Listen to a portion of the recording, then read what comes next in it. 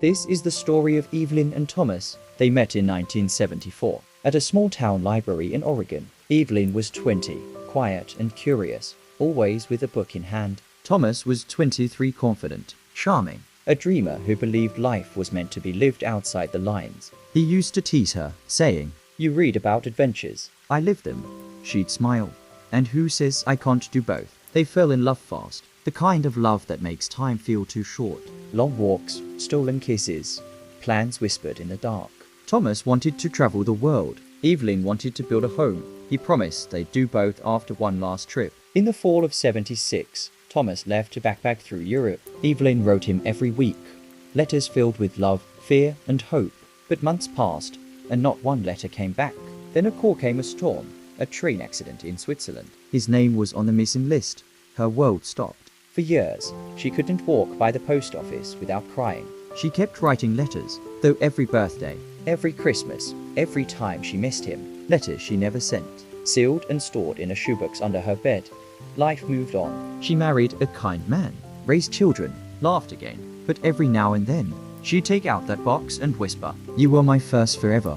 46 years later, in 2022, Evelyn received a phone call from a museum in France. A worker renovating an old train station had found a bag inside it.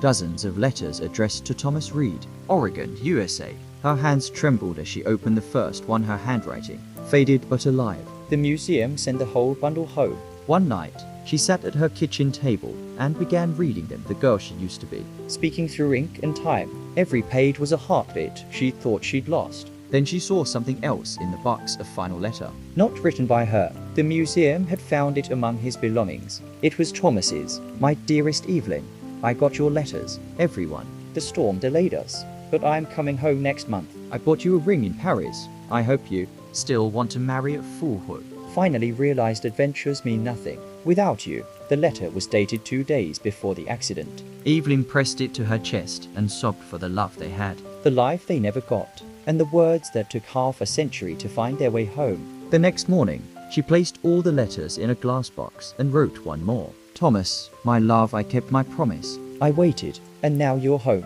She left the box by the window, where the morning light could touch it, the love story time couldn't erase. If you believe love never really dies, what would you have done if you were Evelyn? Like, share, and subscribe for more stories that touch the soul.